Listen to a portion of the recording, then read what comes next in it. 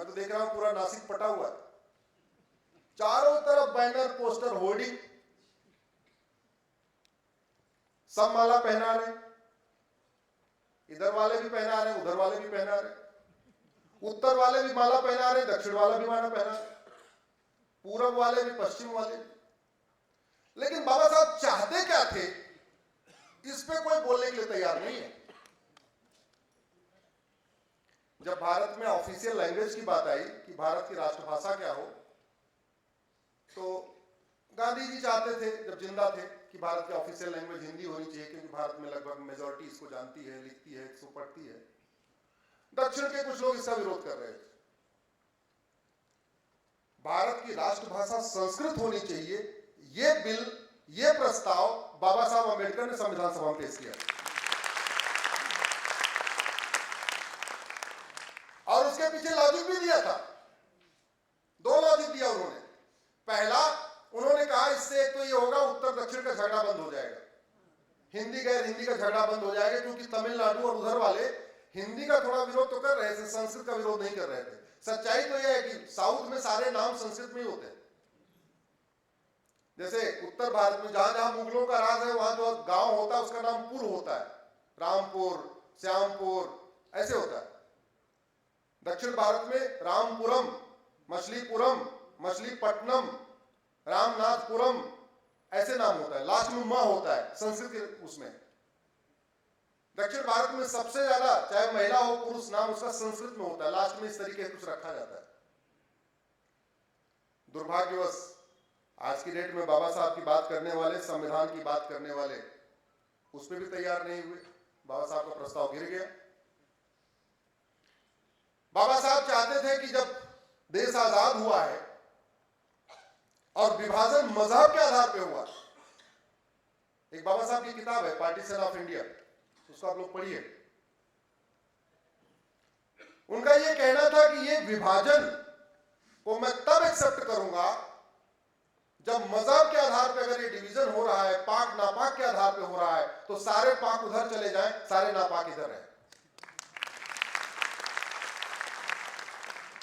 भाई जो समय थ्योरी दी गई थी, ये तो दी गई थी, हम पाक है, ये हिंदू नापाक होते तो पाक नापाक एक साथ नहीं रहते, हम पाक है, हम अपना पाक स्थान बनाएंगे। पाकिस्तान का मतलब पाक स्थान, वो नाम इसलिए पड़ा। तो बाबा साहब ने कहा जब तुम पाकिस्तान बना ही रहे हो, तो इधर के जितने पाक है सारे पाक उधर चले जाए, और जितने उधर के नापाक है वो सारे नापाक इधर आ जाए। लेकिन वो भी नहीं चल पाई। बाबा साहब ने बड़े तरीके से संविधान में एक आर्टिकल डाला, वो आर्टिकल 13 है। दुर्भाग्यवश उसमें कभी चर्चा नहीं होती, न संसद में चर्चा होती, न विधानसभा में चर्चा होती। आर्टिकल 13 ये कहता है, आज के दिन मतलब 26 जनवरी 1950, जिस दिन संविधान लागू हुआ, आज के दिन भेदभाव पैदा करने वाले सारे नियम कानून खत्म, मजहब के आधार पे बने सारे नियम कानून खत्म, मजहब के आधार पे बने सारे बोर्ड ट्रिब्यूनल खत्म, मजहब के आधार पे जितनी चल रही थी सिस्टम वो सारे खत्म। बाबा साहब का कहना था विभाजन हो गया है, अब देश में न मजहब के आधार पे नियम चलेगा, न मजहब के आधार पे कानून चलेगा, न मजहब के आधार पे कोई बोर्ड होगा, न मजहब के आधार पे कोई ट्रिब्यूनल होगा, न मजहब के आधार पे कोई योजना होगी, न मजहब के आधार पे कोई लोन होगा, न मजहब के आधार पे स्कूल होगा, न मजहब के आधार पे कॉलेज होगा, न मजहब के आधार पे वजीफा होगा, कुछ भी मजहब के आधार पे नहीं होगा। और आप संविधान को उठा के देखिए, आर्टिकल 13 यही कहता है, आर्टिकल 14 कहता है equality before law, equal protection of law, article 15 कहता है जाति भाषा क्षेत्र के आधार पर कोई भेदभाव नहीं करना, आर्टिकल 16 कहता है सबको समान अवसर देना, आर्टिकल 19 कहता है सबको लिखने पढ़ने बोलने की स्वतंत्रता है, आर्टिकल 21 कहता है सबको सम्मान के साथ जीवन जीने का अधिकार है, आर्टिकल 15 कहता है फ्रीडम ऑफ रिलीजन है। जो भी सिस्टम दिया उन्होंने कहा कि अब मजहब के आधार पर नहीं होगा, सबके लिए होगा, यानी जो भी नियम कानून होगा वो एक देश एक विधान होगा, अलग अलग नहीं चलेगा। आज सारे जयंती मना रहे, लेकिन बाबा साहब की जयंती मनाने वाले सारे लोग एक देश एक विधान की बात करते हैं क्या? जोर से बोलिए। करते हैं क्या? उनको एक्सपोज करने के लिए मैंने आपसे रिक्वेस्ट किया है, 5000 फेसबुक फ्रेंड बनाइए, अपने नाम के लोगों को जोड़िए, फेसबुक पे लिखिए। अपनी जाति वालों को फेसबुक फ्रेंड नहीं बनाना। आप पवार हो तो क्या करते हो, बड़े चालू पवार पवार दोस्त बना लिया, बाकी को छोड़ दिया ना, ये नहीं करना। सिंधे सिंधे एक दोस्त, एक अपना फ्रेंड हो गए, देशमुख देशमुख फ्रेंड हो गए ना भैया, ये नहीं करना। जिनको जानते पहचानते उनको फेसबुक फ्रेंड क्यों बनाना? वो तो डायरेक्ट फ्रेंड है, वो तो फिजिकल फ्रेंड है। जिनके पास आपका मोबाइल नंबर जिसका है उसको वर्चुअल फ्रेंड क्यों बनाना? वो तो आपका डायरेक्ट फ्रेंड है। अरे फेसबुक फ्रेंड उसको बनाओ जिसको जानते नहीं हो, और अपने नाम के लोगों को बनाओ, फायदा क्या होगा? अब जैसे मिलिंद जी का नाम मिलिंद, अब अगर ये कुलकर्णी बनाएंगे तो फिर तो वही नासिक के महाराष्ट्र के कुलकर्णी मिले। लेकिन अगर ये मिलिंद नाम से फेसबुक फ्रेंड भेजें तो हिंदू भी मिलिंद है, जैन भी मिलिंद है, बौद्ध भी मिलिंद है, सिख भी मिलिंद है। राम, श्याम, अनिल, जो भी आपका नाम है, उस नाम के लोग आपको हिंदू भी मिलेंगे, जैन भी मिलेंगे, बौद्ध भी मिलेंगे, सिख भी मिलेंगे। उस नाम में आपको ब्राह्मण भी मिलेंगे, क्षत्रिय भी मिलेंगे, वैश्य भी मिलेंगे, दलित भी मिलेंगे। उस नाम में आपको मराठी भी मिलेंगे, गुजराती भी मिलेंगे, पंजाबी भी मिलेंगे, कश्मीरी भी मिलेंगे, तमिलियन भी मिलेंगे, तेलुगु भी मिलेंगे, पूरे देश में मिलेंगे। तो यही नासिक में बैठे बैठे आपको जो बात ठीक लगी, आपने अपने 5000 फ्रेंड को लिख दिया तो आपकी बात 5000 तक पहुंच गई। और अगर आपकी पत्नी ने भी सहयोग कर दिया, मान लो आपकी पत्नी का नाम विभा है, शिखा है, दीपा है, रश्मि है, जो भी है, उनका भी आपने 5000 जुड़वा दिया, उन्हीं के नाम के लोगों को, दूसरा नहीं, नाम के बस। सीमा 5000 सीमा की फ्रेंड, रश्मि 5000 रश्मि की फ्रेंड, विभा 5000 विभा की फ्रेंड, रेखा 5000 रेखा की फ्रेंड। तो आपके पास कितनी क्षमता हो गई अपनी बात पहुंचाने की? 10,000। यदि मैं प्रधानमंत्री होता कितने लोग पढ़ेंगे? 10,000। बेटे बहू को भी बना लीजिए, बेटा तू भी आ जा। पिताजी को चलाना नहीं आता, उनके नाम पे अकाउंट खोल के आप ही चलाइए, कोई दिक्कत है क्या? अरे अपनी बात पहुंचानी है, अपनी बात ज्यादा से ज्यादा लोगों तक पहुंचानी है। आयाम क्या कर रहा है, आयाम में मैंने क्या बात कही, नासिक में आज क्या मैंने बात कही, अगर सभी लोग 5,000 फेसबुक फ्रेंड लिखने के लिए शुरू कर दें, इस वीडियो को डालना शुरू कर दें, जो कुछ बात समझ में आई उसको लिखना शुरू कर दें, देखते देखते आज का वीडियो कम से कम 5 करोड़ लोगों तक पहुंच जाएगा। हो सकता है कि नहीं हो सकता? कोई लागत आई क्या? कोई इन्वेस्टमेंट है क्या? 5 मिनट का इन्वेस्टमेंट है बस। 1 महीने लगेगा 5000 फ्रेंड बनाने में, उसके बाद तो बस 2 मिनट 5 मिनट, जब कोई व्हाट्सएप पे अच्छा वीडियो आया डाल दिया, जब कुछ व्हाट्सएप पे ऐसा मैसेज आया वो डाल दिया। अपनी अच्छी चीज को अपने तक नहीं रखना होता, बुरी चीज को अपने तक रखना होता है भाई, दूसरों को नहीं बताना। लेकिन अच्छी चीज तो मैक्सिमम, और गड़बड़ चीज को बताना चाहिए, जो कुरीतियां चल रही है, कुप्रथाएं चल रही है, उनको बताना चाहिए।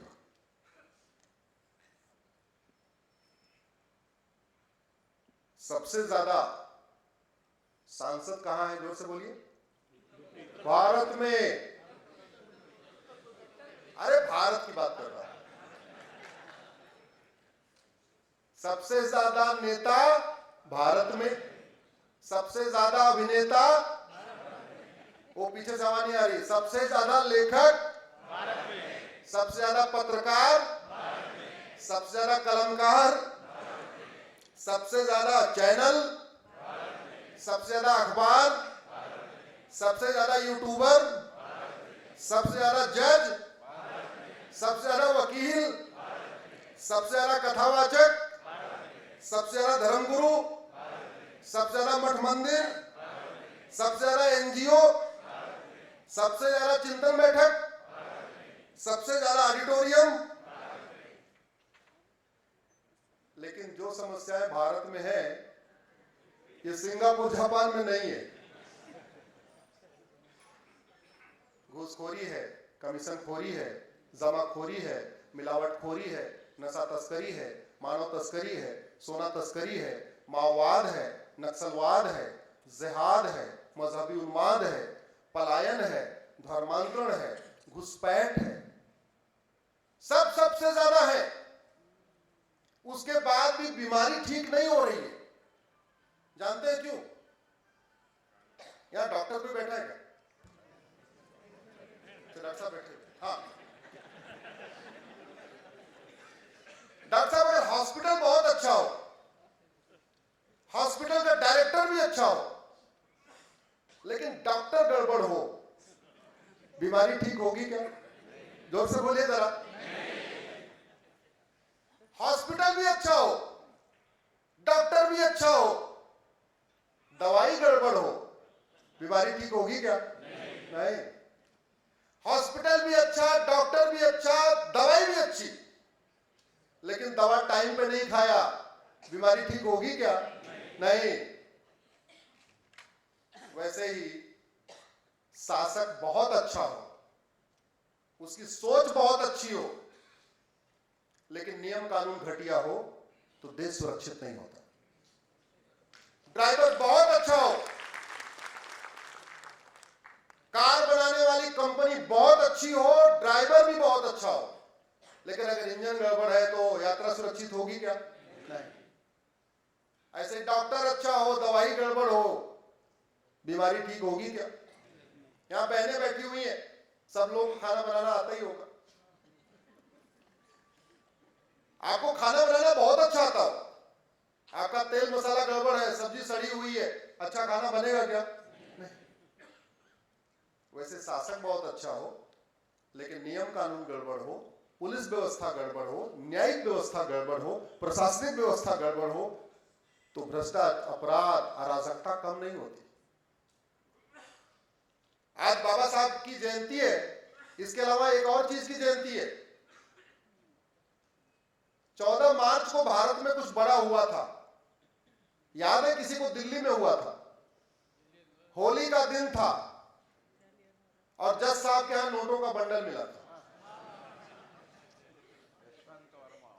आगे साल से 14 अप्रैल को तो हम लोग बाबा साहब की जयंती मनाएंगे, लेकिन 14 मार्च को हम न्यायपालिका के लिए काला दिवस मनाएंगे।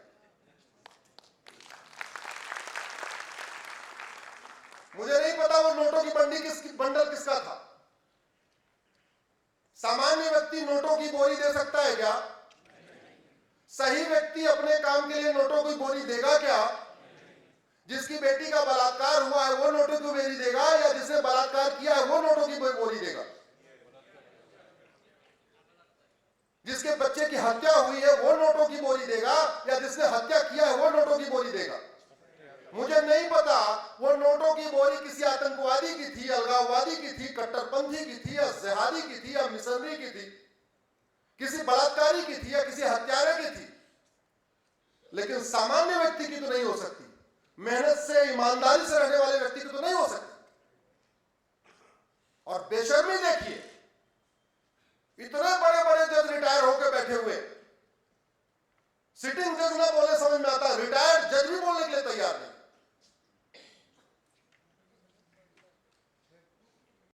जैन सामान्यतया जैन मांसाहारी नहीं होते।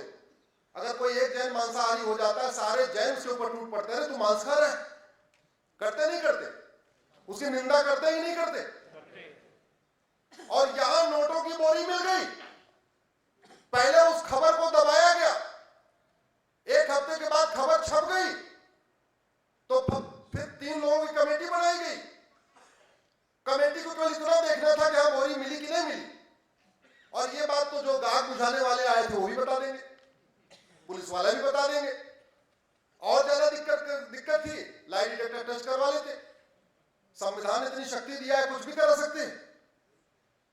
वहां रहने वाले जो भी स्टाफ है, सिक्योरिटी वाला है, जो वहां पे वॉचमैन है, जो सफाई करने वाला, अरे उनको पकड़ के अपना नार्को पॉलीग्राफ में टेस्ट करा लेते। एक 24 घंटे में पता चल जाता कि बोरी वहां पे किसकी थी। अब बोरी थी भी कि नहीं थी, जो भी है, दूध का दूध पानी का पानी हो सकता था, लेकिन हुआ क्या? नहीं। अच्छा चलो इसको छोड़ दो, भारत में 5 करोड़ मुकदमे इस समय पेंडिंग है। 5 करोड़ मुकदमों के कारण 5 करोड़ परिवार टेंशन में है। अगर एक परिवार में 6 सदस्य मान के चलिए, माता पिता पति पत्नी और 2 बच्चे, एवरेज परिवार 6 आदमी का होता है भारत में। यानी 5 करोड़ मुकदमे से कितने लोग टेंशन में है? 30 करोड़ लोग। ऑस्ट्रेलिया की जनसंख्या 2 करोड़ है, यहां 30 करोड़ मुकदमों से टेंशन में। कनाडा की जनसंख्या 4 करोड़ है, यहां 30 करोड़ मुकदमों से टेंशन में। रूस की जनसंख्या 15 करोड़ है, यहां 30 करोड़ मुकदमों का टेंशन में। अमेरिका की जनसंख्या के बराबर लोग भारत में मुकदमों के कारण टेंशन में हैं। कभी आपने सुप्रीम कोर्ट पे इस बात पे चर्चा सुनी क्या भारत में जस्टिस विद इन ईयर होना चाहिए? सुना आपने? होना चाहिए था कि नहीं? दुनिया भर का लेक्चर दे रहे, अमेरिका घूम रहे हैं, गर्मी की छुट्टियों में, ठंडी की छुट्टियों में कहीं और जा रहे। जौनपुर जिले में एक मुकदमा चल रहा है, 10 बीघे जमीन का मुकदमा 1985 से शुरू हुआ, 2025 आ चुका है, 40 साल बीत चुके। मुकदमा भी अपने सबसे नीचे स्टेज पे है, उसको चकबंदी अधिकारी बोलते हैं, कंसोलिडेशन ऑफिसर कहते हैं। अगर आज वहां से मुकदमा तय हो जाए तो फिर एसओसी कहां जाएगा, फिर वहां से तय हो जाए फिर डीडीसी कहां जाएगा, वहां से तय हो जाए चकबंदी कमिश्नर कहां जाएगा, वहां से तय हो जाए तो हाई कोर्ट में जाएगा, वहां से तय हो जाए तो सुप्रीम कोर्ट में जाएगा। 40 साल में 400 तारीख मिल चुकी है, लेकिन मुकदमा जहां से शुरू हुआ वहीं रुका हुआ है। और करना क्या था? केवल यह देखना था कि जिसकी जमीन है वो 31 मार्च को मरा कि 2 अप्रैल को मरा। एक आदमी की वसीयत, भाई वसीयत झगड़ा चल रहा है, एक की वसीयत असली होगी, एक की वसीयत नकली होगी। एक ने वसीयत कराया, वो कह रहा है 31 मार्च को मर गए, दूसरा कह रहा है कि हमने तो 1 अप्रैल को वसीयत कराया था, 2 अप्रैल को मर गए। वसीयत करते चले गए। अरे दोनों को पकड़ के बैठा के दोनों का लाइट डिटेक्टर टेस्ट करा लेते, दोनों का ब्रेन मैपिंग करा लेते। लेकिन एक पीआईएल फाइल हुई, और पीआईएल करने वाला कौन? हम ही करें।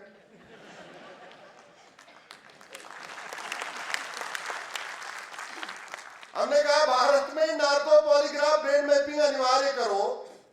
अरे बाकी कॉमन मैन का नहीं, कम से कम आतंकवादियों का, अलगाववादियों का, देशद्रोहियों का, जासूसों का, गद्दारों का, मक्कारों का,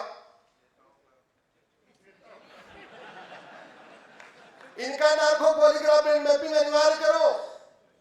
फैसला आया, हमें कानून बनाने का अधिकार नहीं। अरे हद हो गई भाई। जहां आप मुकदमा 3-3 महीने के अंदर डिसाइड होना शुरू हो जाएगा, आप कह रहे हो हमको अधिकार नहीं। Right to justice fundamental right है, और राइट टू जस्टिस को इंश्योर करना ये सुप्रीम कोर्ट का काम है। लोगों को साल भर में न्याय मिले, ये सुप्रीम कोर्ट का काम है। और हमारे देश में जस्टिस सिस्टम क्या था? कौटिल्य का जस्टिस सिस्टम था, राजा विक्रमादित्य का जस्टिस सिस्टम था, ऐसे बहुत लोगों ने अपना जस्टिस सिस्टम रखा हुआ है। मुझे 2 लोगों का जस्टिस सिस्टम सबसे अच्छा लगता है। उसमें एक है छत्रपति शिवाजी महाराज और दूसरी है रानी अहिल्याबाई होलकर। छत्रपति शिवाजी महाराज के समय जुडिशियल सिस्टम क्या था आपको बताता हूं। मुकदमे ज्यादा कम ही होते थे। जो विवाद था, जो डिस्प्यूट था, उसका कैटेगराइजेशन था। पहली कैटेगरी थी जस्टिस विद इन आवर, कितनी देर में फैसला होगा? 1 घंटे में। दूसरी कैटेगरी थी जस्टिस विद इन डे, कितनी देर में फैसला होगा? तीसरी कैटेगरी थी बहुत एक्सेप्शनल केस हो, बहुत ज्यादा कॉम्प्लिकेटेड केस हो, तो जस्टिस विद इन वीक, कितने दिन फैसला? और हाई एक्सेप्शनल केस हो तो जस्टिस विद इन मंथ, कब तक फैसला? और छत्रपति शिवाजी महाराज के समय जो सबसे जघन्य अपराध था वो था देशद्रोह, और दूसरा था भ्रष्टाचार। सबसे ज्यादा देशद्रोहियों की सजा कुछ अलग ही थी। वो किले के पीछे आप लोग पता ही होगा, खाई थी, उसका सीधे इलाज वही होता था। लेकिन देशद्रोहियों को भी, भ्रष्टाचारियों को भी फांसी दी जाती थी। लगभग यही सेम जुडिशियल सिस्टम रानी अहिल्याबाई होलकर का भी। भ्रष्टाचार पे कोई टॉलरेंस नहीं था। क्यों? उनका यह कहना था व्यक्ति बाकी अपराध तो अनप्लान्ड वे में कर सकता है, जल्दीबाजी में कर दिया, बिना सोचे समझे कर दिया। दो लोग जा रहे थे, किसी बात पे गुस्सा हो गया, एक दूसरे से हाथापाई हो गई, गला दबा दिया, पहले से प्लान नहीं था, एकाएक झगड़ा हो गया। तो उस समय जुडिशियल सिस्टम ये था कि एक बार जो हत्या है ये भी माफ करने लायक है, क्योंकि ऑल ऑफ सडन गुस्सा आ गया। लेकिन भ्रष्टाचार ऑल ऑफ सडन नहीं होता, पूरी प्लानिंग के साथ होता है, सोच विचार के साथ होता है। इसलिए भ्रष्टाचार में कोई माफी नहीं, सीधे सीधे फांसी। और आज 2025 में हमारे थाने भ्रष्टाचार के अड्डे बने हुए हैं। चर्चा हो रही है क्या कभी इस पे? विधायिका, कार्यपालिका, न्यायपालिका, खबर पालिका में पुलिस रिफॉर्म होना चाहिए, पुलिस व्यवस्था बदलनी चाहिए, 1867 का अंग्रेजी कानून खत्म होना चाहिए, पुलिस चार्टर लागू होना चाहिए, 1 घंटे के अंदर एफआईआर होनी चाहिए, 1 महीने के अंदर जांच होनी चाहिए। इस पे कभी चर्चा सुना आपने?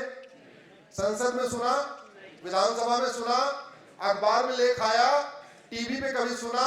नहीं। तहसील भ्रष्टाचार का अड्डा बना हुआ है। जो डॉक्यूमेंट चाहिए 3 से 4 हजार में तैयार हो जाएगा। डिस्ट्रिक्ट कोर्ट में न्याय बिक रहा है, बस खरीदने वाला चाहिए। हाई कोर्ट तक बिक रहा है। पहले लोग नहीं मानते थे, इसलिए पिछले 14 मार्च को होलिका माता ने कहा तुम लोग नहीं मानते, लो हम दिखा रहे थे। बोले जो लोग नहीं मानते लो बोरी देखो। न्याय बिक रहा है, और यह उस भारत में बिक रहा है जहां की न्यायिक व्यवस्था की चर्चा पूरी दुनिया में होती थी। क्यों? क्योंकि हमने इस पे काम ही नहीं किया।